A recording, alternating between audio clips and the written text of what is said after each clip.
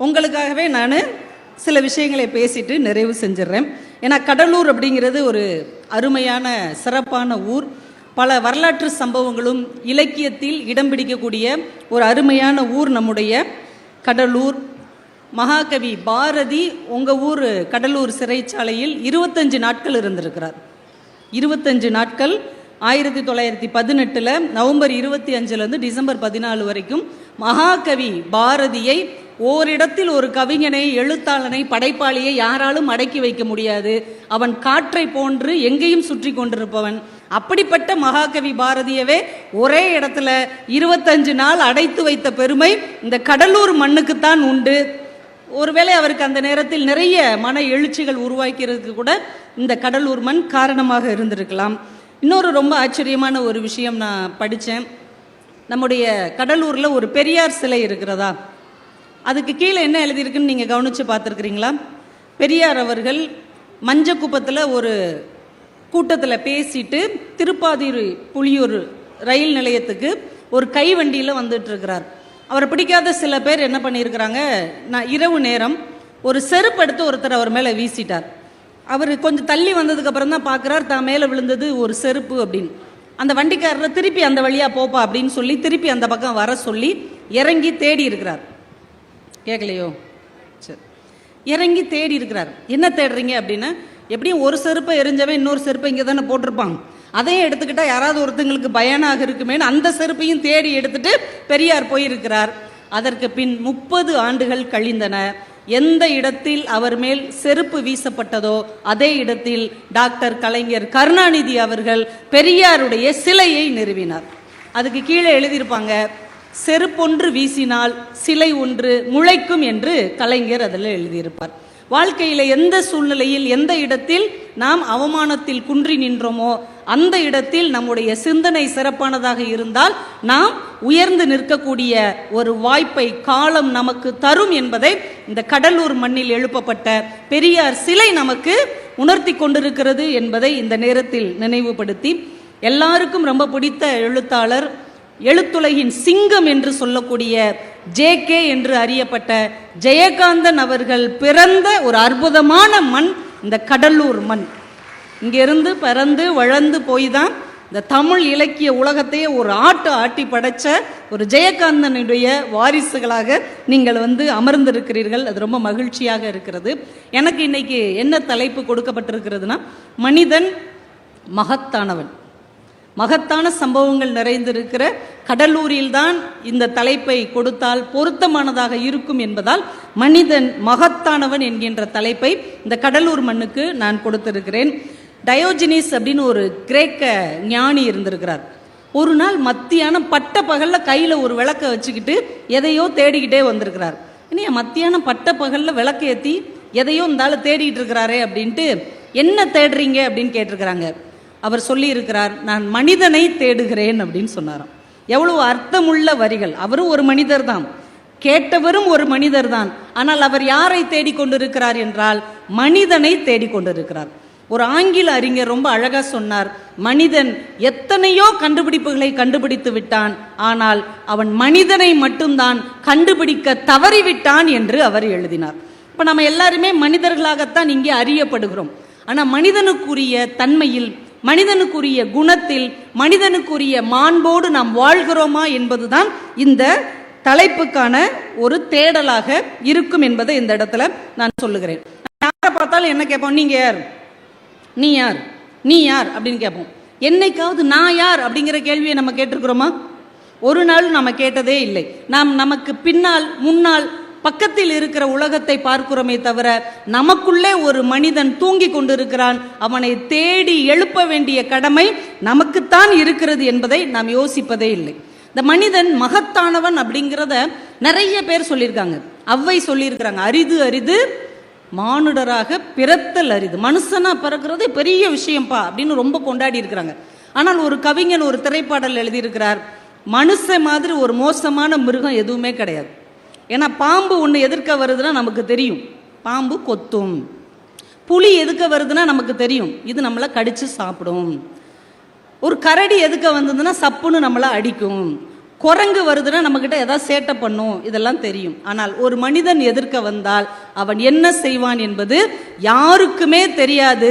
இறைவன் படைத்த விலங்குகளிலேயே மோசமான விலங்கு மனிதன் என்று அந்த கவிஞர் பதிவு செய்தான் என்றால், உங்க முன்னாடி நிற்கிற ஒரு மனிதனுடைய மனசில் என்ன இருக்கும், அவன் என்ன செய்வாங்கிறத யாருமே கண்டுபிடிக்கவே முடியாது. அப்படிப்பட்ட சூழலில் இருக்கும்போது இந்த மனிதனுக்கு எப்படிங்க டெஃபினிஷன் கொடுக்கிறது? மனிதன் எந்த நேரத்தில் எப்படி இருப்பான், எப்படி நடந்துக்கும் அப்படின்னு யாராவது சொல்ல முடியுமா? அடுத்தவரை விடுங்க, நாம எப்படி இருப்போம் நம்மளால சொல்ல முடியுமா? நமக்கே என்ன தோணும், நம்ம ரொம்ப நல்லவன், உலகத்திலே ஒரு நல்லவன் இருக்கிறான் என்றால் அது நாம தான் நம்ம நம்பிக்கிட்டு இருப்போம். ஆனால் நம்ம வீட்டு அம்மாட்டையோ நம்ம கணவர்கிட்டையோ நம்ம பிள்ளைங்கிட்டையோ நம்மக்கிட்ட வேலை பார்க்குறவங்ககிட்டே கேட்டு பாருங்க, உலகத்திலே அயோக்கிய பையன் வந்தான் அப்படிம்பாங்க. நமக்கே நம்மை பற்றி தெரியாத போது, நம் கூட இருக்கிறவர்களுக்கே நம்மை நாம் நிரூபிக்காத போது மனிதன் என்பவனை நாம் எப்படி கண்டுபிடிக்க போகிறோம் என்பது ஒரு பெரிய கேள்வி. ஏன்னா மனிதன் ரொம்ப ஆச்சரியமானவன். 2 பேர் காலில் கட்டு போட்டிருக்கிறாங்க, நொண்டிக்கிட்டே வர்றாங்க, எதுக்க சந்திச்சிட்டாங்க.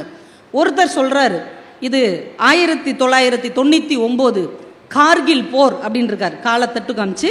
இது 1999 கார்கில் போர். அந்த ஆள் சொல்லியிருக்காரு, இது 2001 வாழைப்பழ தோல் அப்படின்னு இருக்காரு.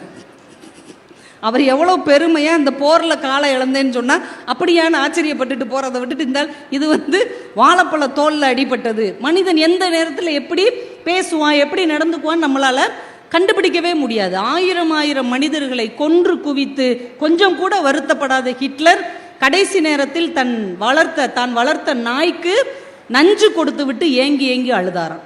எத்தனை ஜனங்களை கொண்டு குவிச்சிருக்கிறார். அந்த குற்ற உணர்ச்சியே அவர்கிட்ட கிடையவே கிடையாது. ஆனால் தான் வளர்த்த நாயை கொன்றுவிட்டு ஏங்கி ஹிட்லர் அழுதார் என்பது வரலாற்றில் இருக்கிறது என்றால், மனிதன் எந்த இடத்தில் யாரிடத்தில் எப்படி நடந்து கொள்வான் என்பதை கண்டுபிடிக்கவே முடியாது என்பதுதான் மனிதனின் மிகப்பெரிய ஆச்சரியம். ஜி நாகராஜன் அப்படின்னு ஒரு எழுத்தாளர் இருக்கிறார். அவர் தான் மனிதனுக்கு ஒரு அழகான டெஃபினிஷன், ஒரு சிறப்பான வரைவிலக்கணம் தந்தார். மனிதன் மகத்தான சல்லிப்பயல் அப்படின்னு சொன்னார்.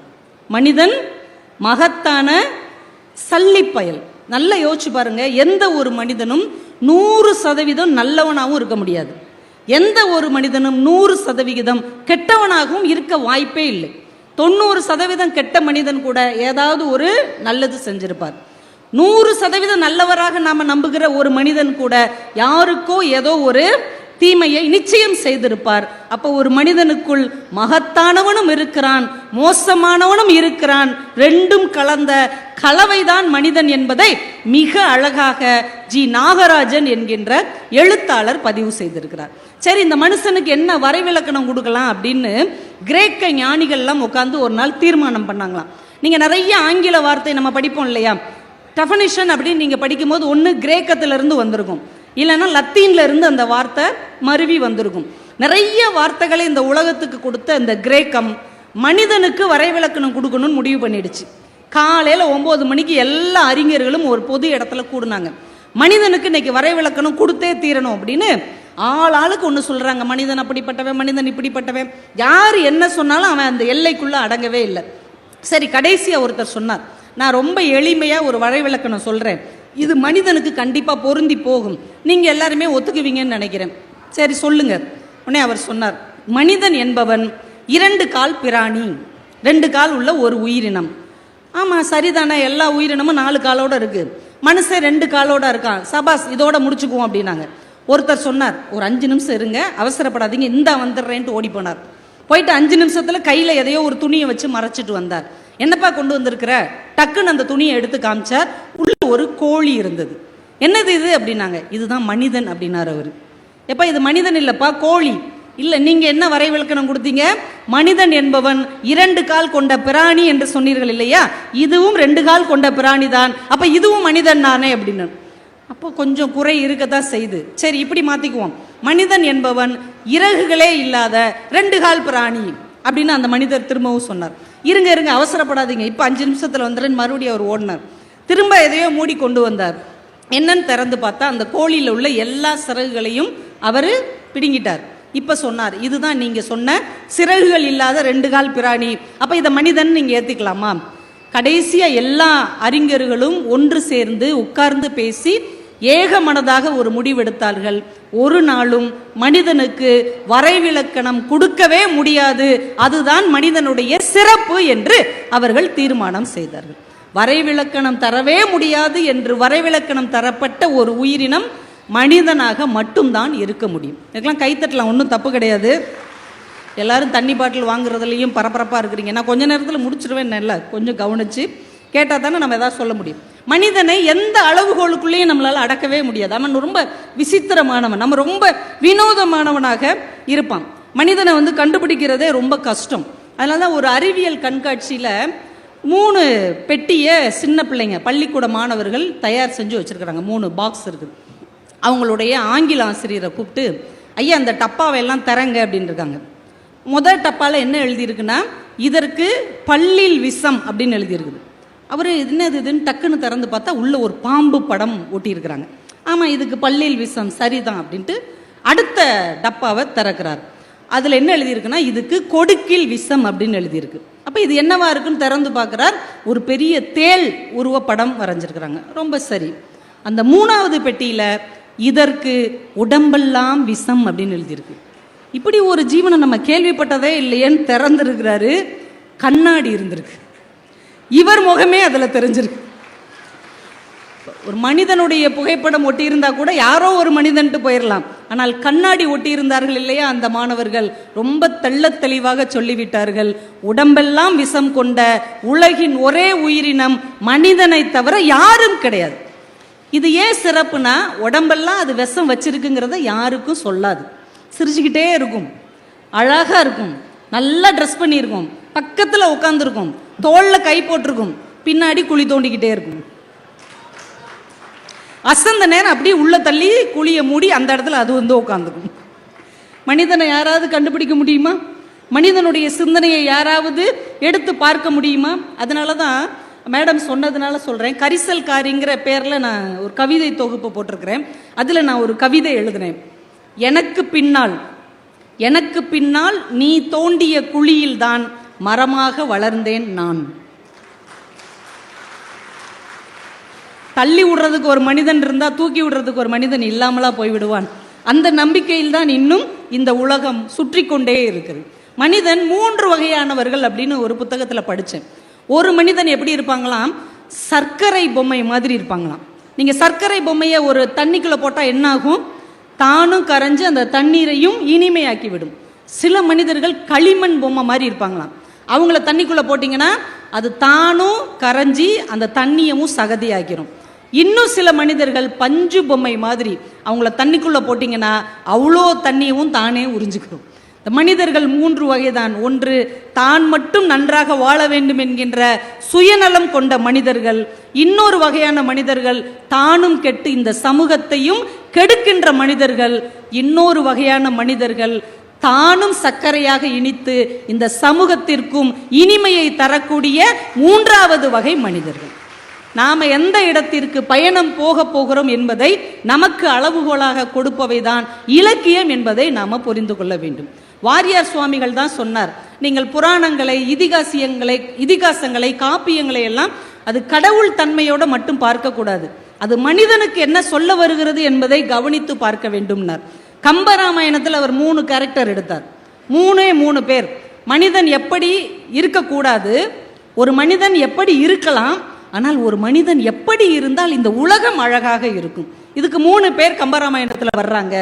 ஒன்று அரக்க குணம், ஒன்று மனித குணம், இன்னொன்று தேவ குணம் அப்படின்னு 3 பேர் எடுத்துக்கிட்டார். ஒரு அம்மா கைகேயி, இன்னொருத்தங்க கோசலை, இன்னொருத்தங்க சுமித்திரை. இந்த 3 பெண்களை வைத்து இந்த நூற்றாண்டிலும் மனிதன் எப்படி இருக்க வேண்டும், எப்படி இருக்கக்கூடாதுங்கிறதுக்கு ஒரு வரைவிலக்கணத்தை வாரியார் அவர்கள் கொடுத்தார்கள். கைகேயி என்ன பண்ணாங்க, தான் மகனுக்கு அரசாட்சி கொடுத்தாங்க. கொடுத்ததும் இல்லாமல் என்ன பண்ணாங்க, தனக்கு பிடிக்காத மகனை காட்டுக்கு அனுப்பிட்டாங்க. ஒரு மனிதன் இப்படிப்பட்டவன் தான், அரக்க குணம் படைத்தவன். தான் நல்லா இருக்கணும், அடுத்தவன் நல்லா இருக்கவே கூடாது. இப்படி மனுஷங்களை நீங்கள் உங்கள் வாழ்க்கையில் பார்த்துருப்பீங்க. நல்லா யோசிச்சு பாருங்கள். இப்படி யாராவது ஒரு மனிதர் உங்கள் வாழ்க்கையில் என்னைக்காவது ஒரு நாள் உங்களை குறுக்க கடந்து போயிருப்பார். அவர் மட்டும்தான் நல்லா இருக்கணும், மற்றவங்க யாரும் நல்லா இருக்கவே கூடாது. இது ஒரு குணம். இன்னொரு குணம் கோசலை. அவங்க என்ன பண்ணாங்க, பரதன் ஆட்சி செய்யட்டும், அவன் ராமனை விட நல்லவன். ஆனால் ராமன் ஏன் காட்டுக்கு போகணும்? அவன் வீட்டில் இருக்கட்டும், பரதன் ஆட்சி செய்யட்டும். இது நம்மளை மாதிரி நடுத்தர மனிதர்கள். நானும் நல்லா இருக்கணும், மற்றவர்களும் நல்லா இருக்க வேண்டும் என்கின்ற மனித குணம். அதையும் தாண்டி ஒரு குணம் இருக்கிறது. சுமித்திரை அவளுடைய பிள்ளைகளை யாரும் காட்டுக்கு போகணும்னு சொல்லலை. இலக்குவனையோ சத்துருக்கனையோ யாரும் காட்டுக்கு போகணும்னு சொல்லலை. ஆனால் இலக்குவன் அம்மா கிட்ட வந்து சொல்றான், ராமனோடு நான் காட்டுக்கு போவேன். சுமித்திரை என்ன சொல்றாங்க, உன் ஜோலியை பார்த்துக்கிட்டு இங்கே கம்முன்னு கடை, அவனைத்தானே போக சொல்லியிருக்காங்க, நீ இங்கே இரு அப்படின்னு சொல்லியிருக்கலாம்ல. அப்படி சொல்லாம போ, அண்ணனுக்கு ஏதாவது ஆபத்து வந்தால் அவனுக்கு முன்னாடி நீ போய் சேர்ந்து விட வேண்டும், தம்பியாக போகாதே, அடியவனாக போ என்று ஒரு தாய் அனுப்பி வைக்க முடியும் என்றால் அது தேவகுணம். என் பிள்ளை நல்லா இல்லாட்டாலும் பரவாயில்லை, மற்றவர்கள் நன்றாக வாழ வேண்டும் என்று நினைக்கிற ஒரு சில மனிதர்களால் தான் இந்த பூமி இன்னும் பூ பூத்து கொண்டிருக்கிறது என்பதை நாம் மறந்துவிடக்கூடாது என்பதைத்தான் நம்முடைய புராணங்களும் இலக்கியங்களும் கவிதைகளும் கட்டுரைகளும் திரும்ப திரும்ப நமக்கு சொல்லிக் கொடுத்து கொண்டே இருக்கிறது. மனிதன் எப்படிப்பட்டவன் அப்படிங்கிறதுக்கு ஒரு வாழ்க்கையில் நடந்த ஒரு சின்ன காட்சி. திருவற்றியூர்ல ஒரு பாலத்துல ஒரு சாமியார் உட்கார்ந்து இருக்கிறார். அந்த பாலத்து வழியா யாரு போனாலும் சரி, இந்த நாய் போகுது, இந்த நரி போகுது, இந்த குரங்கு போகுது, எருமை போகுது, இப்படின்னே சொல்லிட்டே இருந்திருக்கிறார். பக்கத்தில் இருந்த சின்ன பசங்க சொல்லியிருக்காங்க, ஏன் சாமி அவங்களாம் மனுஷங்க தானே, நீங்க பாட்டுக்கு நாய் போகுது நரி போகுதுன்னு சொல்றீங்க. டே, அவன் பார்க்கறதுக்கு தான்டா மனுஷன், புத்தி பூரா நரி, யாரை எப்போ கவுத்து ஜெயிக்கலான்னு நினைக்கிறான். அவன் பாரு மனுஷன் மாதிரி இருப்பான், ஆனால் குரங்கு இங்கேருந்து அங்கத்தவும் அங்கேருந்து இங்கத்தவும் ஒரு நிலையில இருக்காது அப்படின்னு ஒவ்வொரு மனுஷனுக்கு சொல்லிக்கிட்டே இருக்கிறார். திடீர்னு பார்த்தா தூரத்தில் ஒரு வெள்ளை துணி போர்த்திய ஒரு உருவம் நடந்து வருகிறது. இந்த சாமியார் எழுந்து நின்று சொன்னார், எனக்கு தெரிந்து ஒரே ஒரு மனிதன் இப்போதுதான் வந்து கொண்டிருக்கிறான், அதோ ஒரு மனிதன் என்று சொன்னார். அங்கே வந்து கொண்டிருந்தவர் வேற யாரும் இல்லை, உங்கள் மண்ணில் தன்னுடைய அணையா விளக்கை ஏற்றி வைத்து பசிக்கும் வயிறுக்கெல்லாம் இன்றைக்கும் உணவு கொடுத்து கொண்டிருக்கிற வள்ளல் பெருமான் நடந்து வந்து கொண்டிருந்தார். அவர்லாம் இந்த மண்ணில் பிறந்திருக்கிறாருன்னா நம்ம எவ்வளோ புண்ணியம் செஞ்சிருக்கணும். நம்ம எங்கேயோ ஏதோ ஒரு நாட்டில் வாழ்ந்தவர்களுடைய கருணையை, பரிவை, அன்பை அவ்வளோ சிலாகித்து பேசுகிறோம். ஆனால் நம்ம வள்ளலார் சுவாமிகள் அவர் 2 துணி தான் கட்டியிருப்பார், பார்த்துருக்கிறீங்களா? ஒரு வெள்ளை ஆடையை இடுப்பில் கட்டியிருப்பார், இன்னொன்று வெள்ளை துணியை இழுத்து போர்த்தி இருப்பார். கூட இருந்த சீடர்கள் கேட்டிருக்காங்க, ஏன் இதை வெட்டி தச்சு ஒரு சட்டை போட்டுக்கலாம்ல? அவர் சொல்லியிருக்கிறார், அந்த துணியை வெட்டினால் துணிக்கு வலிக்கும் இல்லையா, அதனால் அதை அப்படியே போர்த்தி கொள்ளுகிறேன்னார். என்னைக்காவது துணிக்கு வலிக்கும் நம்ம யோசித்து பார்த்துருக்குறோமா? யோசித்து பார்த்தா ஆரி ஒர்க்குக்கு 15,000 கொடுப்போமா மேடம்? புடவை 800 ரூபா, ப்ளவுஸு 5000 ரூபா. இந்த கொடுமை எங்கேயாவது நடக்குமா? ஏன் அப்படின்னா அதில் ஆரி ஒர்க் வச்சிருக்கிறாங்களா. ஆனால் துணியை வெட்டினால் அந்த துணிக்கு வலிக்கும் என்று ஒரு ஜீவன் இந்த மண்ணில் நினைத்திருக்கிறது என்றால் நாம் எப்பேற்பட்ட புண்ணிய பூமியில் பிறந்திருக்கிறோம். கையை கட்டிக்கிட்டே நடப்பார். ஏங்க இப்படி கை கட்டி நடக்கிறீங்க? நல்ல கையை வீசி நடங்களேன், உடம்புக்கு நல்லது தானே. கை வீசி நடந்தால் காற்றுக்கு வலிக்குமே என்று அஞ்சி கைகளை கட்டி கொண்டு நடந்தேன். காற்றுக்கு வலிக்கும்னு யாராவது நினைச்சாது பார்த்துருப்பாங்களா? எப்பேற்பட்ட மனிதன், எப்பேற்பட்ட மகான் நம்முடைய பூமியில் அவதரித்திருக்கிறார் நினைத்தால் ஆச்சரியமாக இருக்கிறது. அவர் நல்ல ஒரு சொற்பொழிவாளர். ஒரு மேடையில் பேசி கொண்டிருக்கிறார் வள்ளலார். அவர் பேச்சை கேட்கணுங்கிறதுக்காக பக்கத்து ஊர்ல இருந்து ஒரு பெரிய ஜமீன்தார் தன்னுடைய மாடை விரட்டிக்கிட்டு கொண்டு வர்றார். அந்த நேரம் முடிகிறதுக்குள்ள வரணும் அப்படின்னு மாடை அப்படியே அடிச்சு, சாட்டையால் அடிச்சு விரட்டி வேகமா வந்து அந்த மேடைக்கு முன்னாடி வந்துட்டார். வந்தா அந்த மாடு அப்படியே நுர தள்ளி அப்படியே மூச்சு வாங்க நிற்குது. இந்த ஜமீன்தார் இறங்கி, நல்ல வேலை சொற்பொழிவு தொடங்குறதுக்கு முன்னாடி வந்துட்டேன்னு நிற்கிறார். இந்த காட்சியை பார்த்தோன்னே வள்ளல் பெருமான் இறங்கி ஓடுறார். எல்லாருமே ஜமீன்தாரை பார்க்கறதுக்கு தான் ஓடுறாருன்னு நினைக்கிறாங்க. வேகமாக ஓடி மூச்சு வாங்க கண்ணீரோடு அந்த நுரை தள்ளி நிற்கிற அந்த மாட்டை கட்டி பிடித்து கொண்டு, எனக்காகத்தானே நீ இவ்வளவு துயரத்தை இன்றைக்கு சுமந்தாய், என்னை மன்னித்து விடு என்று அழுத ஒரு மனிதன் இந்த மண்ணில் வாழ்ந்தான் என்றால் அவருடைய பெயர் வள்ளல் பெருமான். இப்படிப்பட்ட மனிதர்களின் வாழ்க்கையெல்லாம் எப்படி நமக்கு தெரிந்தது? அவரே வந்து சொல்லுவாரா, நான் இப்படிலாம் வாழ்ந்தேன், நீங்கள் இப்படி வாழுங்கன்னு? அப்போ அது ஒரு இலக்கியமாக, அது ஒரு புத்தகமாக, அது ஒரு கட்டுரையாக நமக்கு கிடைத்ததால் தானே இப்படியும் ஒரு மனிதன் வாழ்ந்திருக்கிறார், நாமும் அதுபோல வாழ முயற்சியாவது செய்ய வேண்டும் என்கின்ற எண்ணம் நமக்குள் வந்திருக்கிறது என்றால் வள்ளலார் போன்ற மிகச்சிறந்த மனிதர்களுடைய வாழ்க்கை வரலாறு நமக்கு புத்தகமாக இதே புத்தக கண்காட்சியில் கிடக்கிறது. நீங்கள் எத்தனை பேர் புக்கு வாங்கினீங்க? இன்னைக்கு 4வது திருவிழா. எத்தனை பேர் புக் வாங்கியிருக்கிறீங்க? உண்மையிலே புத்தகம் வாங்கினவங்களுக்கு ஒரு பெரிய கைத்தட்டல் கொடுங்க. நீங்கள் எவ்வளோ சொத்து வாங்கியிருக்கீங்கன்னு எனக்கு தெரியாது, நீங்கள் எவ்வளோ தங்க நகை வாங்கியிருக்கீங்கன்னு எனக்கு தெரியாது, எத்தனை வீடு வாசல் வாங்கியிருக்கீங்கன்னு எனக்கு தெரியாது. ஆனால் இன்றைக்கு நீங்கள் கையில் வாங்கியிருக்கிற புத்தகம் மட்டும்தான் என்றைக்கும் அழியாத சொத்து என்பதை நீங்கள் மறந்துவிடக்கூடாது. ஏன்னா இந்த வீடு ஒரு நாள் கைமாறி போகலாம், இந்த நிலம் ஒரு நாள் காணாமல் போகலாம். ஆனால் காலத்தை கடந்து காலத்தின் தோள்களில் அமர்ந்து கொண்டு காலத்தையே வெல்லக்கூடிய ஒரு ஆயுதம் இருக்கிறது என்றால் அது புத்தகத்தை தவிர வேற எதுவுமே கிடையாது. அதனால் நீங்கள் இன்றைக்கு புத்தகத்தை கையில் வாங்கி இருக்கிறீர்கள் என்றால் காலத்தை உங்கள் கைகளில் வாங்கி இருக்கிறீர்கள் என்று அர்த்தம். அதனால புத்தகம் வாங்காதவர்கள் கண்டிப்பா அங்க உள்ள போய் ஒரு ரவுண்ட் அப்படியே வந்து உங்களுக்கு பிடித்த புத்தகத்தை நீங்களே தேர்வு செய்யுங்க. நம்ம வாழ்க்கையைத்தான் நம்ம பிடிச்ச மாதிரி தேர்வு செய்ய முடியல, புத்தகத்தையாவது நமக்கு பிடிச்ச மாதிரி தேர்வு செஞ்சுக்கலாம் இல்லையா? எனக்கு இந்த எழுத்தாளர் ரொம்ப பிடிக்கும், எனக்கு இந்த கவிஞர் ரொம்ப பிடிக்கும், எனக்கு இவருடைய கவிதை ரொம்ப பிடிக்கும், இவருடைய சிறுகதை ரொம்ப பிடிக்கும் சொல்லுவதற்காவது நமக்கு ஒரு வாய்ப்பு கிடைச்சிருக்குல்ல. அதனால் இந்த வாய்ப்பை நீங்கள் தவற விடாமல் பயன்படுத்தி கொள்ள வேண்டும். ஏன்னா ஒரு சின்ன கவிதை, ஒரு சின்ன சம்பவம், ஒரு சின்ன கட்டுரை, ஒரு சின்ன வார்த்தை கூட நமக்கு ஒரு மிகப்பெரிய தரிசனத்தை தரக்கூடிய ஒரு ஆச்சரியமாக மாறக்கூடும். ஏன்னா நம்ம மனிதர்கள் என்ன சொல்வோம், நல்லது கெட்டது தெரிஞ்சு நடந்துக்கணும், இது நல்லது இது கெட்டது அப்படின்னு நம்ம சொல்லுவோம்ல. அது உண்மையிலே என்ன தெரியுமா? நீங்கள் மனசாட்சியை தொட்டு சொல்லுங்க. நல்லதுங்கிறது என்ன தெரியுமா? உங்களுக்கு பிடிச்சது. கெட்டதுன்னு என்ன தெரியுமா? உங்களுக்கு பிடிக்காது. உங்களுக்கு ரொம்ப ஒருத்தரை பிடிச்சிருந்ததுன்னு வைங்க, அவர் நல்லவர். நாளைக்கே அவர் உங்களுக்கு பிடிக்கலன்னு வைங்க, அவன் கிடக்கான் லூசு பைய.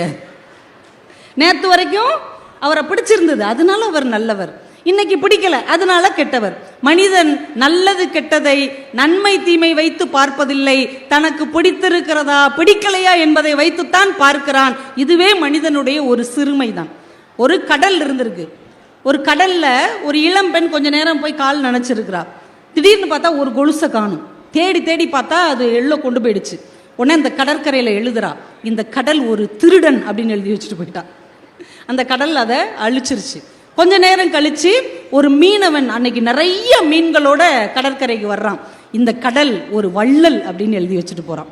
அதையும் கடல் அழித்து விட்டு போனது. சிறிது நேரம் கழித்து ஒரு சின்ன குழந்தை ரொம்ப நேரம் அங்கே விளையாடிட்டு இந்த கடல் ஒரு தோழன் அப்படின்னு எழுதி வைத்து விட்டு போனது. அதையும் கடல் அழித்து விட்டு போனது. ஒரு துறவி வந்து பார்த்தார், எதையும் தனக்குள் ஏற்றுக்கொள்ளாமல் அந்தந்த கருத்தை அப்படியே அழித்து விட்டு செல்லுகிற இந்த கடல் தான் உண்மையான துறவி என்று அவர் எழுதி வைத்து விட்டு போனார். அதையும் கடல் அழித்து விட்டு போனார். இப்ப கடலூரில் வாழுகிற மக்கள் எந்த ஒரு சலனமும் இல்லாமல் இந்த வாழ்க்கை நமக்கு என்ன தந்திருக்கிறதோ அதை உள்வாங்கிக் கொண்டு அடுத்த கட்டத்திற்கான பயணத்தை நல்ல வழியில் செல்வதற்கு நாம கற்றுக்கொள்ள வேண்டும். எவ்வளவு அழகழகான கவிதைகள் நமக்கு கிடைத்திருக்கிறது. லிங்குசாமின்னு ஒரு டைரக்டர் இருக்கிறார், ஒரு இயக்குனர் இருக்கிறார்ல, ரன் படம்லாம் எடுத்தவர். நல்லா இருக்கும் அவருடைய படம், வேட்டை படம்லாம் நல்லா இருக்கும். சமீபத்தில் அவருடைய ஒரு கவிதை பற்றி அவரே சொன்ன ஒரு பேட்டி நான் பார்த்தேன். பர்வீன் மேடத்துக்கு அந்த பேட்டி சொல்லியிருந்தார். என்ன கவிதைனா, திடீர்னு அவருக்கு தோணுச்சான் ஒரு குட்டி கவிதை. குழந்தை செய்தது என்னவோ கப்பல் தான், குழந்தை செய்தது என்னவோ கப்பல் தான், விமானமாக மாற்றியது காற்று. புரியுதா? அந்த குழந்தை கப்பல் செஞ்சு விளையாடிக்கிட்டு இருக்கு, வேகமா ஒரு காத்தடிச்சு அந்த கப்பல் என்ன ஆயிடுச்சு, பறந்துருச்சு, அது விமானமாக மாறிவிட்டது. இது ஒரு குழந்தையின் செயலுக்காக எழுதப்பட்ட கவிதை நீங்க நினைக்கிறீங்களா? குழந்தை செய்தது என்னவோ கப்பல் தான், விமானமாக மாற்றியது காற்று. நாம ஏதோ ஒரு மூலையில் நமக்கு கிடைத்த ஒரு வாய்ப்பை பயன்படுத்திக்கிட்டு நம்ம வாழ்ந்துட்டு இருப்போம். திடீர்னு காலம் ஒரு காற்றாக மாறி நம்மை ஒரு மிகப்பெரிய உயரத்துக்கு கொண்டு போய் வைக்கும் இல்லையா? அந்த தருணத்தை இந்த குழந்தையின் வாயிலாக அவர் கவிதைப்படுத்தி இருக்கிறார். இன்னொரு கவிதை எனக்கு ரொம்ப பிடிச்சிருந்தது. அவர் ஷூட்டிங் இடைவெளியில உட்கார்ந்துட்டு இருக்கிறார். அவர் கலட்டி போட்ட செருப்பு மேல ஒரு எறும்பு ஏறி இறங்கி போயிருக்கு. இப்போ இதை நம்ம பார்த்தா என்ன செய்வோம்? நம்ம செருப்பு மேல ஒரு எறும்பு ஏறி இறங்கி போச்சுன்னா அப்படின்னு எடுத்து எறும்பை தட்டி விட்டு செருப்பை நம்ம பக்கத்தில் வைப்போம். இதுதானங்க உலக வழக்கம். ஆனால் அந்த கவிஞர் என்ன எழுதுகிறார்? லிங்குசாமி என்கின்ற இயக்குனருக்குள் இருக்கக்கூடிய கவிஞன் எழுதுகிறார், செருப்பில் ஏறி பார்த்து காலுக்கு பொருந்தாததால் இறங்கி செல்லுகிறது எறும்பு. எப்படி யோசிச்சிருக்காரு? அது ஏறி போட்டு பார்த்துருக்கு, சி இது நமக்கு சரியில்லை, இது நமக்கு சேரலைன்னு இறங்கி போயிடுச்சான். எப்படி யோசிக்கிறாங்க பாருங்க. ஒரு சின்னஞ்சிறிய உயிரினத்துக்குள் இவ்வளவு பெரிய சிந்தனையை ஏற்றி வைக்கிற ஒரு கவித்துவமான மனது இருந்தால் போதும், எத்தனை தோல்விகளையும் கடந்து வெற்றியை நோக்கி நம்மால் பயணிக்க முடியும் என்பதை ஒவ்வொரு கவிதையும் நமக்கு கற்றுக் கொடுத்து கொண்டே இருக்கிறது. இதே எறும்பை வச்சு முத்துலிங்கம் என்கின்ற கனடாவில் இருக்கக்கூடிய எனக்கு ரொம்ப ரொம்ப பிடித்த எழுத்தாளர் ஒன்று எழுதியிருப்பார். அவர் கதையில ஒருத்தன் கனடா நாட்டுக்கு விசா வாங்குறதுக்காக, அகதி விசா வாங்குறதுக்காக அந்த விசாரணை ஆபீசருக்கு முன்னாடி கதறிக்கிட்டு இருப்பான். ஏன்னா அகதிகளுக்கு ஆதரவு கொடுக்கிற ஒரு நல்ல நாடு என்றால் அது கனடா தான். இன்னைக்கு நம்முடைய தமிழர்கள் அதிக அளவில் சுதந்திரமாக கௌரவத்தோடு வாழுகிறார்கள் என்றால் அது கனடா தேசத்தில் தான். நிறைய இலங்கை தமிழர்களுக்கு வாழ்க்கை கொடுத்த ஊர்னா அது கனடா தான். அங்க ஒரு இடத்துல 3 லட்சம் தமிழர்கள் இருக்கிறார்கள். அவங்க அந்த கனடா பிரதமர்கிட்ட இந்த இடத்துக்கு வன்னி வீதின்னு நாங்கள் பேர் வச்சுக்கலாமான்னு கேட்டிருக்கிறாங்க. தாராளமாக வச்சுக்கோங்க அப்படின்ட்டாங்க. ஈழத்தில் தாங்கள் இழந்த அந்த ஊரை கனடாவில் கைப்பற்றி வன்னி வீதி என்று நம் தமிழர்கள் அங்கே வாழ்ந்து கொண்டிருக்கிறார்கள் என்றால் அப்படி ஒரு வாய்ப்பை அந்த நாடு தந்திருக்கிறது. அந்த நாட்டில் விசாரணை அதிகாரி முன்னாடி ஒரு அகதி உட்கார்ந்து இருக்கிறான். அந்த அதிகாரிக்கு முன்னாடி ஒரு பெரிய மேஜை, அந்த மேஜையில் உலக வரைபடம் கண்ணாடிக்குள்ளே இருக்குது. இவன் இந்த பக்கம் உட்காந்துருக்கான், அதிகாரி அந்த பக்கம் உட்காந்துருக்கிறார். இவன் ஒவ்வொரு காரணமாக சொல்கிறான், என்னை எப்படியாவது நீங்கள் இங்கே சேர்த்துக்கணும், கன்னடாவில் சேர்த்துக்கிடணும் அப்படின்னு தான் பக்கம் இருக்கிற நியாயங்களை சொல்லிக்கொண்டே இருக்கிறான். அவர் சில கண்டிஷன் சொல்லிக்கிட்டே இருக்கிறார். இந்த வாக்குவாதம் நடந்து கொண்டே இருக்கிறது. அப்போது அந்த உலக வரைபடத்தில் இலங்கையிலிருந்து ஒரு எறும்பு நடந்து நடந்து நடந்து கனடாவை தாண்டி சென்று கொண்டு இருக்கிறது. அதுக்கு விசா தேவையில்லை, யாருக்கும் பதில் சொல்லணும்னு அவசியமும் இல்லை. தான் எந்த இடத்தில் வாழ விரும்புகிறதோ அந்த இடத்தில் தனக்கான வாழ்க்கையை ஒரு எறும்பு கூட தேடிக்கொள்ள முடிகிறது. ஆனால் மனிதனான நம்மால் தேடிக்கொள்ளவே முடியவில்லை என்றால் நம்மை விட எறும்பு பெருசு தானே. எறும்பு எந்த ஆபீசருக்காவது கை கட்டி பதில் சொல்லணுமா? 5 மணின்னா 5 மணிக்கு வரணும்னா வரணுமா? அது தேவையே இல்லை. ஆனால் நம்ம என்ன சொல்லுவோம், சி எறும்புன்னு மிதிச்சுட்டு போகிறோம். ஆனால் அது எவ்வளோ கௌரவமான ஒரு வாழ்க்கையை வாழ்ந்து கொண்டு இருக்கிறது. ஒரு ஜென் கவிதை ஒன்று உண்டு.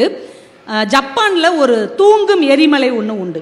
அந்த நாட்டு இளைஞர்களுக்கெல்லாம் ஒரு கனவு என்ன அப்படின்னா, அந்த எரிமலைக்கு மேலே ஏறி நின்று நான் ஜெயிச்சிட்டேன் அப்படின்னு சொல்கிறது. நம்ம ஊரில் எவரெஸ்ட்டில் ஏறுற மாதிரி அதில் ஏறிட்டா அது பெரிய சாதனை, அது பெரிய கௌரவம். ஒரு இளைஞன் அந்த ஃபியூஜி அப்படிங்கிற எரிமலை மேலே ஏறிட்டான். கஷ்டப்பட்டு ஏறி மேலே ஏறி நின்று பெருமிதமாக நான் ஜெயிச்சிட்டேன் அப்படின்னு கத்திக்கிட்டே கீழே பார்க்குறான். அவன் கால்களை தாண்டி ஒரு எறும்பு அது பாட்டுக்கு போயிட்டே இருக்கு. அதுவும் எரிமலையில் ஏறிடுச்சு, உயரத்தை தொட்டு விட்டது. அது யாருக்கிட்டையும் பெருமைப்படுத்தலை, அது யாருக்கிட்டையும் கர்வப்படலை, அது சர்வசாதாரணமாக போய்கொண்டிருக்கிறது. அந்த கணத்தில் அந்த இளைஞன் ஒரு ஜென் துறவியாக மாறினான் என்று அவர் வாழ்க்கை வரலாறு சொல்லுகிறது. ஒரு சாதாரண எறும்பு சர்வசாதாரணமாக செய்கிற ஒரு செயலை பெரிய பெருமை என்று மனிதன் நினைத்து கொண்டிருக்கிறோம். இப்போ மனிதன் எப்படிப்பட்டவன் நமக்கு தெரியுதா? அவன் மகத்தானவன் இல்லை. சின்ன சின்ன உயிரினங்கள் செய்யக்கூடிய சாதாரண செயலை கூட சாதனையாக நினைக்கக்கூடியவனாக இந்த மனிதன் இருக்கிறான் அப்படிங்கிறது ஒரு பெரிய ஆச்சரியம். இன்னொன்று, இந்த இலக்கியம் நமக்கு என்ன கற்றுத்தருகிறது அப்படின்னு நம்ம யோசிச்சோம்னா, நிறைய நேரங்களில் நம்மளுடைய குணம் எப்படி இருக்கு தெரியுமா?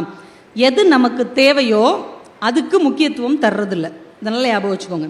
எது நமக்கு தேவையோ அதுக்கு நாம் முக்கியத்துவம் தருவதில்லை. எது நமக்கு தேவையில்லையோ அதற்கு நாம் அதிக முக்கியத்துவம் தருகிறோம். இது உண்மையா இருந்தால் கைத்தட்டுங்க, நான் உங்களுக்கு நிரூபிச்சு காட்டுறேன். நீங்க வீட்டுக்கு பலசரக்கு வாங்கணும், அதெல்லாம் ஒரு லிஸ்ட்டில் எழுதுங்க. முன்னாடிலாம் பலசரக்கு கடையில், அண்ணாச்சி கடையில் வாங்கும்போது ஒரு பேப்பரில் எழுதிட்டு போவோம்ல, அதே மாதிரி எழுதுங்க. ஒரு 10 பொருள் எழுதிட்டு டிபார்ட்மெண்டல் ஸ்டோருக்கோ இல்லை பெரிய ஷாப்பிங் மாலில் உள்ள அந்த கடைக்கோ போங்க. போய் பர்ச்சேஸ் பண்ணுங்க. திரும்பி வீட்டுக்கு வாங்க. எத்தனை பொருள்னு எண்ணி பாருங்க. குறைந்தபட்சம் 25 பொருள் வாங்கிட்டு வந்திருப்பீங்க. நீங்கள் எழுதிட்டு போனது 10 பொருள், நீங்கள் வாங்கிட்டு வந்தது 25 பொருட்கள். அந்த மீதி 15 பொருளில் பாதி பொருள் உங்களுக்கு தேவையே இல்லாதது, இன்னும் பாதி பொருள் இப்போதைக்கு தேவைப்படாதது, இன்னும் மீதி பொருள் எப்போதைக்கும் தேவைப்படாதது. ஆனால் அதுதான் விலை கூடுனதாக இருக்கும். நீங்கள் நல்லா யோசிச்சு பாருங்கள், ஆண்கள் கவனிச்சு பாருங்கள். உள்ளே நுழைஞ்ச உடனே 3 டப்பா 100 ரூபாயாங்க, 2 எடுத்துக்கிறோம். ஏற்கனவே 10 டப்பா சும்மா தானே இருக்குது, இருக்கட்டும் எதுக்கும் தேவைப்படும், டக்குன்னு அதை எடுத்து வைப்போம். 2 கிலோ ஷாம்பு வாங்கினா, 2 லிட்டர் ஷாம்பு வாங்கினா 2 லிட்டர் ஷாம்பு ஃப்ரீயா, அதையும் எடுத்துக்குவோம். ஏமா ஏற்கனவே வீட்டில் 1/2 லிட்டர் ஷாம்பு இருக்குல்லம்மா, எனக்கு ஷாம்பு தேவையே இல்லை, நீ மாதத்துக்கு 2 தடவை தான் தலைக்கே குளிக்கிறார், இது எதுக்கு, இருக்கட்டும் ஒரு லாபம் தானே, அதையும் வாங்கிக்கிடுவாங்க. உன்னை கணவர் பார்ப்பார், இவ ஒன்று வாங்கும்போது நம்ம சும்மா இருக்கணுமா, இந்த கிவி பழம் 2 பாக்கெட் எடுத்து போடு. ஏன் வீட்டில் தான் திராட்சை பழம் இருக்குல்ல, அதுவும் இருக்கட்டும் இதுவும் இருக்கட்டும். வீட்டுக்கு வந்து பார்த்தீங்கன்னா தேவைப்படுகிற 10 பொருளுக்கு ஆன செலவை விட தேவைப்படாத 15 பொருளுக்கு நீங்கள் செலவு செய்தது தான் அதிகமாக இருக்கும்.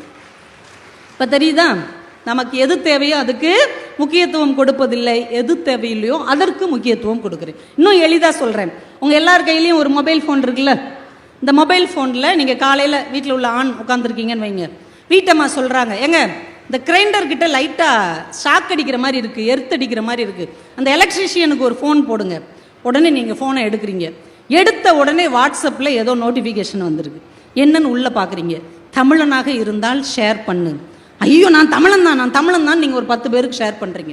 பார்த்தா இன்னொரு நோட்டிஃபிகேஷன் வந்திருக்கு, நீ இந்தியனாக இருந்தால் இதை ஷேர் பண்ணு. ஐயோ நான் இந்தியனும் தான் அப்படின்னு மறுபடி நீங்கள் ஷேர் பண்ணுறீங்க.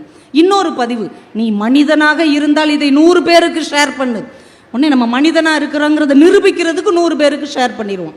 அப்புறம் பார்த்தா ஃபேஸ்புக்கில் யாரோ ஒரு பதிவு போட்டிருப்பாங்க, அதுக்குள்ளே புகுந்து அவங்கக்கிட்ட திட்டி லைக் பண்ணி ஹார்ட் போட்டு அது ஒரு 1/4 மணி நேரம் ஓடிடும். அப்புறம் ரீல்ஸ் எடுத்து பார்த்து என்னம்மா இந்த பொண்ணு டான்ஸ் ஆடுது, அழகா ஆடுது இப்படின்னு ஒன்றா பார்த்துட்டு வெளியே வந்தீங்கன்னா 40 நிமிஷம் ஆயிருக்கும். ஆனால் எதுக்கு இந்த ஃபோனை எடுத்தீங்கன்னு உங்களுக்கு மறந்து போயிருக்கும். எதுக்கு எடுத்தோன்னு யோசிச்சுட்டு இருக்கும் போதே அந்த அம்மா கேட்கும், எலக்ட்ரிஷியனுக்கு ஃபோன் பண்ணிங்களா? இதை பண்ணிட்டு இருக்கேன். தேவையே இல்லாமல் 40 நிமிடம் உங்களுடைய வாழ்க்கையில் வீணாக போயிருக்கும். இப்போ உங்களுக்கு ஞாபகம் இருக்கா, எது தேவையோ அதுக்கு முக்கியத்துவம் கொடுக்கறதில்ல, எது தேவையில்லையோ அதற்கு நாம் முக்கியத்துவம் கொடுத்து கொண்டிருக்கிறோம்.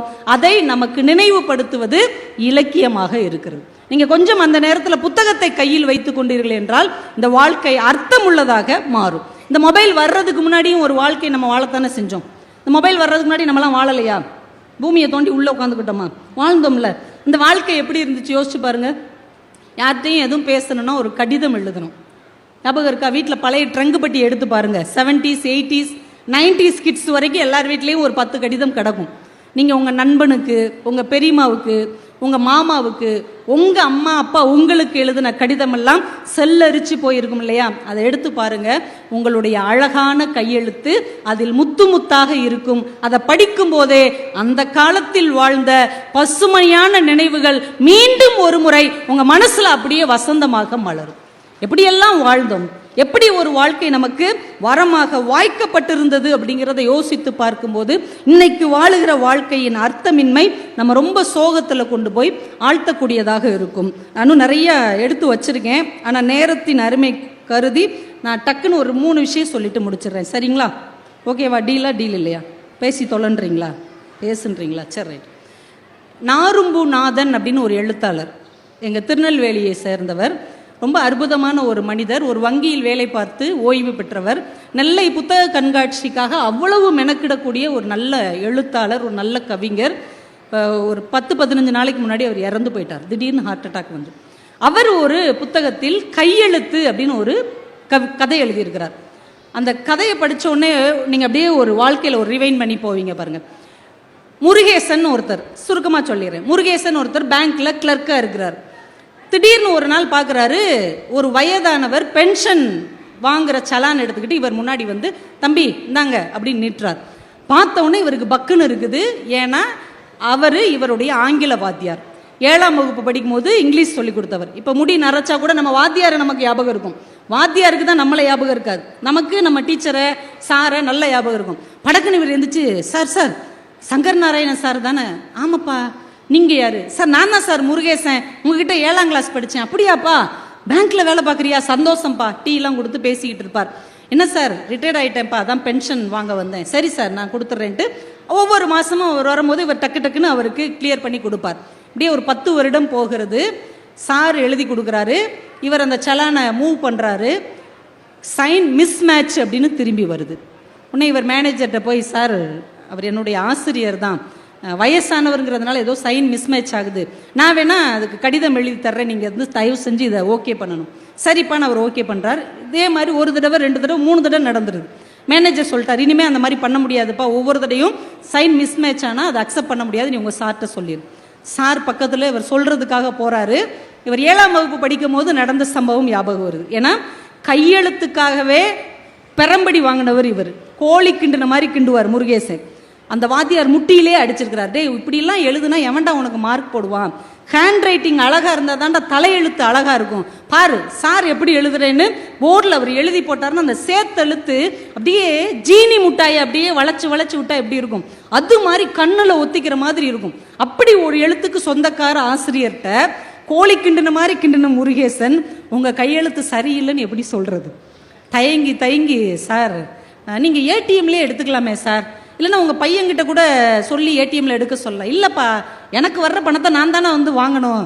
சார் சொல்லுப்பா, என்ன சைன் கொஞ்சம் என்ன என்ன சைன் அந்த எண்ணு சரியா வரல. எண்ணு சரியா வரலையா? எனக்கு சரியா வரலையா?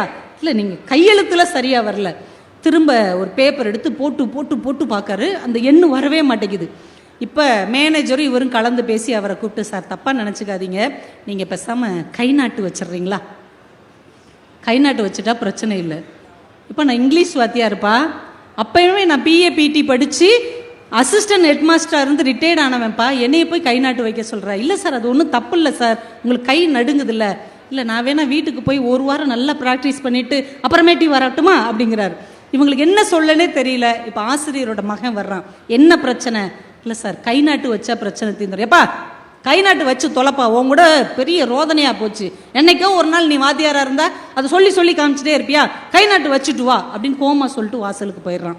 அவருக்கு மறுத்தே பேச முடியல. இவர் எடுத்து அந்த ஸ்டாம்பை கொடுக்குறாரு. இவர் கையை அப்படி உருட்டி அதில் கை நாட்டு வைக்கிறார். அந்த ஆசிரியருடைய கண்ணீர் துளியும் அதில் சேர்ந்தே விழுந்தது. இந்த கதையை படிக்கும்போது எவ்வளவு பெரிய மனிதர்களை, ஒரு காலத்தில் கம்பீரமாக வாழ்ந்தவர்களை, அவங்க நடந்து வந்தாலே ஊரே எந்திரிச்சு நின்று வணங்கிய தோரணைக்கு சொந்தக்காரர்களை காலம் எவ்வளவு மூளையில் கொண்டு போய் தள்ளி விடுகிறது. சொந்த பிள்ளைகள், அவருக்கு முன்னால் பணிந்து நின்றவர்கள், அவரை பார்த்தால் எழுந்து நின்று வணக்கம் சொன்னவர்கள் கூட பெருசு கொஞ்சம் ஓரமா இரு அப்படின்னு சொல்லுகிற அளவுக்கு காலம் அவர்களை கொண்டு போய் தள்ளிவிட்டது இல்லையா? இந்த வேதனையை நாம் எப்படி உணர்ந்து கொள்ள முடியும் என்றால், இது மாதிரியான ஒரு கவிதை, ஒரு சிறுகதை, ஒரு கட்டுரை இனிமே நாமாவது இது மாதிரி யாரையும் செய்துவிடக் கூடாது என்கின்ற ஒரு சிந்தனையை நமக்கு தரும் என்பதால் கட்டுரை, சிறுகதை வாழ்க்கையில ரொம்ப முக்கியமான ஒன்று. இன்னும் ஒரே ஒரு விஷயம் சொல்லி முடிக்கிறேன்னு சொன்னேன் இல்லையா? ஒன்னே ஒண்ணுதான். அப்பா மகள், அவங்க சொன்னாங்களா அப்பா அப்பான்னு சொன்னதுனால சொல்றேன். ஒரு வருஷத்துக்கு எத்தனை நாள்? 365 நாள். எங்க எங்க 365 நாள்? பூமியில.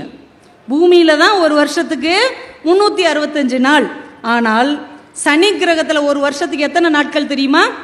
10,759 நாட்கள். வியாழன் கிரகத்தில் 4,333 நாட்கள். ஏன்னா அது 10 மணி நேரத்தில் சூரியனை சுத்திட்டு வந்துடும். சூரியனை சுத்திட்டு வர்றதான ஒரு நாள். அப்ப அந்த ஒரு நாளை வச்சு தானே கணக்கு பார்ப்பாங்க. வியாழன் கிரகத்தில் 4,333 நாட்கள் ஒரு வருடம். செவ்வாய் கிரகத்தில் 687 நாட்கள் ஒரு வருடம். வெள்ளி கிரகத்தில் 225 நாட்கள் ஒரு வருடம். புதன் கிரகத்தில் 88 நாட்கள் ஒரு வருடம்.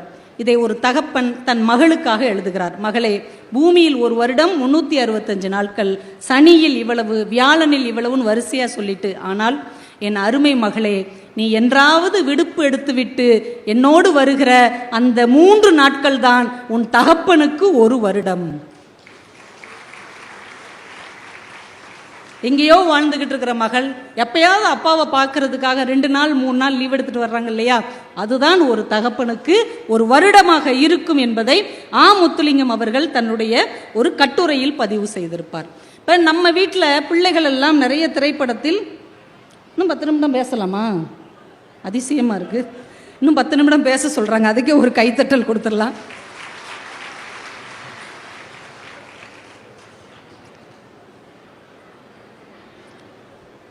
இருந்தாலும் நம்ம அப்படியே அந்த ஃப்ளோவிலே கொண்டு போயிடுவோம். இன்னைக்கு நிறைய தொலைக்காட்சியிலலாம் நீங்கள் பார்த்தீங்க அப்படின்னா, நம்ம வீட்டு பொம்பளை பிள்ளைங்கள்ட்ட உனக்கு எப்படி மாப்பிள்ளை வேணும் அப்படின்னு கேட்டால் என்ன சொல்கிறாங்க? என்ன சொல்கிறாங்க? இல்லை எப்படி உன் கல்யாணம் நடக்கணும்னு சொன்னால் என்ன செய்கிறாங்க? என்னுடைய வருங்கால கணவன் ஹெலிகாப்டரில் வந்து இறங்கணும். 365 நாள் கட்டுறதுக்கு 365 புடவை பீரோவில் இருக்கணும். எங்கள் அப்பா எனக்கு 500 பவுனு போடணும். கொஞ்சம் கூட கூச்ச நாச்சமே கிடையாது. 500 பவுனு கூலி வேலை செய்கிற ஒரு அப்பன் எப்படி போடுவார்? அந்த வருத்தமே கிடையாது. எங்கள் அப்பா 500 பவுன் எனக்கு போடணும், பெரிய பங்களா வீடு வேணும், மிகப்பெரிய கார் வச்சிருக்கிற கணவன் தான் எனக்கு வேணும், அதுவும் இந்தியாவே எனக்கு தேவையில்லை, அமெரிக்காவிலே இருக்கக்கூடிய மாப்பிள்ளை தான் வேணும். இன்னைக்கு நம்ம ஒவ்வொரு பிள்ளைங்களும் காணுகிற கனவை பார்த்தா நம்மளுக்கே பயமாக இருக்குது. ஏன்னா அவங்களுக்கு கவர்மெண்ட் ஆஸ்பத்திரி பிடிக்காது, கவர்மெண்ட் பஸ்ஸில் போகிறது பிடிக்காது, கவர்மெண்ட் ஸ்கூலில் படிக்கிறது பிடிக்காது. ஆனால் கவர்மெண்ட் வேலை பார்க்குற மாப்பிள்ளைன்னா ரொம்ப பிடிக்கும். எப்படி இருக்காங்க பாருங்க. அப்படி இல்லைன்னா அமெரிக்காவில் வேலை பார்க்கணும், இல்லை லண்டன்ல இருந்து வேலை பார்க்கணும், இல்லைன்னா பெருநகரம், நம்ம கடலூரில் வேண்டாம், பெங்களூர் மாதிரியான பெருநகரம், நம்ம என்ன சேட்டை செஞ்சாலும் ஊருக்கே தெரியாத அளவுக்கான ஒரு அற்புதமான இடம். இப்படித்தான் இன்னைக்கு நம்ம வீட்டு பிள்ளைகள் எல்லாம் கனவும் கற்பனையுமாக யதார்த்தத்தை விட்டு வெகு தூரம் தள்ளி வாழ்ந்து கொண்டிருக்கிறார்கள். ஆனால் சந்தால் அப்படின்னு ஒரு பழங்குடி மக்கள் வாழுகிற ஒரு பகுதி, அங்க ஒரு பெண் நிர்மலா புதுல் அப்படின்னு அந்த பழங்குடி இனத்தை சேர்ந்த ஒரு பெண் அவங்க அப்பாவுக்கு ஒரு கவிதை எழுதுறான், எப்படிப்பட்ட இடத்துல மாப்பிள்ளை பார்க்கணும் அப்படின்னு. அந்த கவிதையை அம்பை இருக்கிறாங்களா எழுத்தாளர் அம்பை, அதை தமிழில் மொழிபெயர்த்திருக்கிறாங்க. வற்றும் ஏரியில் பெண்கள் அப்படின்னு ஒரு தலைப்பில் அதை தமிழ் படுத்தி இருக்கிறாங்க. இந்த கவிதையை சொல்லி நான் நிறைவு செஞ்சிடறேன். அந்த மகள் அப்பா கிட்ட சொல்றா, எப்படிப்பட்ட வரன் வேண்டும், எப்படிப்பட்ட ஊரில் கல்யாணம் பண்ணி கொடுக்கணும் அப்படின்னு கேட்குறான். அப்பா, அவ ஒரு ஏழை பெண், பழங்குடி இனத்தை சேர்ந்தவங்க தானே, அவங்க எப்படி இருப்பாங்க, அவங்க அப்பா ஆடு மேய்க்கிறவர். இந்த பொண்ணு கேட்குறா அவங்க அப்பா கிட்ட, அப்பா உன் ஆடுகளை விற்றுத்தான் நீ என்னை பார்க்க வர முடியும் என்கின்ற தூரத்தில் என்னை கட்டி வைக்காதே. நீ வாட்டுக்கு அமெரிக்காவில் கட்டி வச்சுட்டா அவங்க அப்பா எப்படி வருவார்? நீ உன் ஆடுகளை விற்றுத்தான் என்னை பார்க்க வர முடியும் என்கின்ற தூரத்தில் என்னை கட்டி வைக்காதே. காடுகள் ஆறுகள் மலைகள் இல்லாத ஊரில் என் திருமணத்தை தயவு செய்து வைக்காதே. அரபு நாடுகள் மாதிரி ஏதாவது பாலைவனத்தில் கொண்டு போய் என்னை தள்ளி விட்டுறாத. எண்ணங்களை விட வேகமாக கார்கள் பறக்கும் இடத்தில், உயர்ந்த கட்டடங்களும் பெரிய கடைகளும் உள்ள இடத்தில் தயவு செய்து வேண்டவே வேண்டாம். இந்த பெருநகரமே வேண்டாம், பறந்து பறந்து போகிற காரு கட்டடம் ஷாப்பிங் மால் இந்த இடத்துல எனக்கு கல்யாணம் வேண்டாம். கோழி கூவி பொழுது புலராத முற்றம் இல்லாத வீட்டில், கொல்லைப்புறத்திலிருந்து சூரியன் மறைவதை பார்க்க முடியாத வீட்டில் தயவு செய்து எனக்கு மாப்பிள்ளை பார்க்காதே. எப்படி ஒரு இயற்கை சூழலோடு அந்த குழந்தை வாழணும்னு ஆசைப்படுது பாருங்க. ஒரு கோழி கூவுற வீடு இருக்கணும், முற்றத்திலிருந்து பார்த்தா சூரியன் மறைகிறது தெரியணும், அக்கம்பக்கத்தில் மனிதர்கள் இருக்கணும், முற்றம் இருக்கணும், அப்படி ஒரு வீடு வேணும். எனக்கு திருமணம் செய்ய வேண்டும் என்றால், அப்ப எந்த இடத்துல தான் உனக்கு திருமணம் செய்யணும்?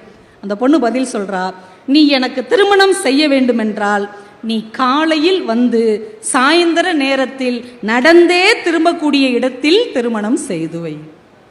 நீ காலையில் வந்துட்டேன்னா சாயந்தரம் நடந்தே வீட்டுக்கு போயிடணும், அப்படி பக்கத்தில் எனக்கு திருமணம் செய்து வை. கடைசியா சொல்ற அந்த மகள், இங்கே நான் ஆற்றங்கரையில் அழுதால் அக்கறையில் உன் காதில் பட்டு உடனே நீ ஓடி வர வேண்டிய தூரத்தில் எனக்கு திருமணம் செய்து. ஆத்தங்கரையில் உட்காந்து இந்த மக அழுதா அக்கறையில் இருக்கிற அப்பாவுக்கு கேட்கணும், ஐயோ என் பிள்ளைக்கு என்னமோ ஏதோன்னு அவர் ஓடி வந்து மகளை பார்க்கக்கூடிய தூரத்தில் இந்த திருமணத்தை செய்து வைக்க வேண்டும் என்று ஒரு பழங்குடி இனத்தின் பெண் தன் தகப்பனிடம் கேட்கிறாள் என்றால், அவள் திருமணத்திற்கு மட்டும் வாழ்க்கையை தேடவில்லை, எங்கே சென்றாலும் தன் தகப்பனை பிரியாத இடத்தில் வாழ வேண்டும் என்கின்ற எண்ணம் ஒரு காலத்தில் நம் பெண் பிள்ளைகளுக்கு இருந்தது. ஆனால் இன்னைக்கு நம்ம பிள்ளைங்க ஆசைப்படுறத பார்த்தா இனிமே இவங்க மூஞ்சில முழிக்கவே கூடாது, 24 வருஷம் இவங்க கிட்ட வாழ்ந்ததே போதும், எக்கேடாவது இவங்க கிடட்டும், நம்ம எங்கேயாவது போயிடுவோம் அப்படிங்கிற மாதிரி இருக்கிறாங்களோன்னு ஒரு பதட்டம் இருக்கிறது. ஏனென்றால் இன்னைக்கு நாங்கள் நிறைய வெளிநாடுகளுக்கு செல்லுகிறோம், அவங்க நிறைய சம்பாதிக்கிறாங்க, பெரிய வீடு கட்டியிருக்கிறாங்க, பெரிய கார் வச்சிருக்கிறாங்க, நிறைய பணம் இருக்கிறது, நிறைய நண்பர்கள் இருக்கிறார்கள். ஆனால் அழுதால் ஓடி வந்து கண்ணீர் துடைக்கக்கூடிய, சிரித்தால் பக்கத்தில் நின்று மகிழக்கூடிய, ஒரு துயரம் என்றால் தோளில் சாய்த்து அழக்கூடிய தூரத்தில், சொந்த பந்தமே இல்லாத தூர தேசத்தில் நம் வீட்டு பிள்ளைகள் வாழ ஆசைப்படுகிறார்கள் அல்லது வாழ்ந்து கொண்டிருக்கிறார்கள். இதையெல்லாம் தாண்டி பக்கத்தில் இருந்தால் கூட நம்ம அம்மா அப்பாவோடு இருக்க வேண்டும் என்கின்ற ஆசை கொண்ட பிள்ளைகளுமாக நம் பிள்ளைகள் வளர வேண்டும் என்று இந்த நேரத்தில் இலக்கியம் நமக்கு காட்டுகிற நல்ல ஒரு வாழ்க்கை முறையை, மனிதன் மகத்தானவன் என்பது எப்போது தெரிகிறது என்றால், எப்போது அவன் அன்புக்கும் பாசத்துக்கும் கருணைக்கும் பரிவுக்கும் அடிபணிந்து வாழுகிறானோ அந்த நேரத்தில் தான் இந்த மனிதன் மகத்தான மனிதனாக மாறுகிறான் என்று சொல்லி, அப்படி ஒரு வாய்ப்பை இலக்கியமும் புத்தகமும் நமக்கு தருவதால் இந்த புத்தக திருவிழாவை நீங்கள் மிக சிறப்பாக பயன்படுத்தி கொள்ள வேண்டும். இதை நன்றாக நடத்தி கொண்டிருக்கிற பப்பாசி நிறுவனம், மாவட்ட நிர்வாகம், பள்ளி கல்வித்துறையை சார்ந்த அத்துணை நல்ல உள்ளங்களுக்கும் இவ்வளவு பொறுமையாக கைத்தட்டி ரொம்ப மகிழ்ச்சியோடு உற்சாகமாக கேட்ட என் அன்பிற்கினிய கடலூர் மண்ணை சார்ந்த என் சகோதர சகோதரிகளுக்கும் நன்றிகளையும் வணக்கங்களையும் சொல்லி விடைபெறுகிறேன். நன்றி, வணக்கம்.